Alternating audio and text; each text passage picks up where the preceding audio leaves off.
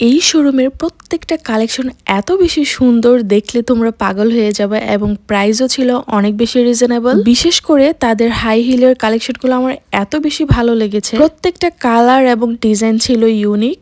দাম হিসাবে প্রত্যেকটা জুতা অনেক বেশি সুন্দর ছিল। আর এই ধরনের হাই হিলগুলো কিন্তু অনেক বেশি ভালো লাগে আমার কাছে। যারা নাকি হাই হিল পরতে পছন্দ করো, তোমরা অবশ্যই চলে যাবা এই শোরুমে। এইখানে গেলে তোমাদের কালারগুলো অনেক বেশি পছন্দ হবে। এই জুতাগুলোর প্রাইস ছিল 15 ইউরো 99 সেন্ট করে এবং এইগুলার কালারও ছিল এবং প্রত্যেকটা কালার আমি বারবার ভিডিওতে বলছি এর জন্য যে তোমরা একটু গিয়ে দেখো। কালারগুলো অনেক বেশি সুন্দর। এইখানে জুতার অনেক বেশি কালেকশন আছে, প্রত্যেকটা জুতাই সুন্দর ছিল আর কি। তবে বিশেষ করে সবগুলোর দামই মোটামুটি দেখলাম যে 15 ইউরো 99 সেন্ট করে ছিল। আর এখানে কিন্তু শুধু জুতা পাওয়া যায় না, এইখানে আরো অনেক কিছু পেয়ে যাবা তোমরা রিজনেবলের মধ্যে। আর এই শোরুমটা কিন্তু এখন শিনের আউটলেট বলে তারা চালাচ্ছে। আমি জানি না আসলে কি এটা শিনের অরিজিনাল আউটলেট কিনা, কিন্তু এইখানে আগে শিন আউটলেট লেখা ছিল না। কিন্তু আমি এইবার যখন গেলাম তখন দেখলাম যে তারা তাদের বোর্ডে শিন আউটলেট লেখাটা অ্যাড করেছে। তো আমার কাছে কারণ হিসেবে মনে হয়েছে এই শোরুমটাতে যেহেতু চাইনা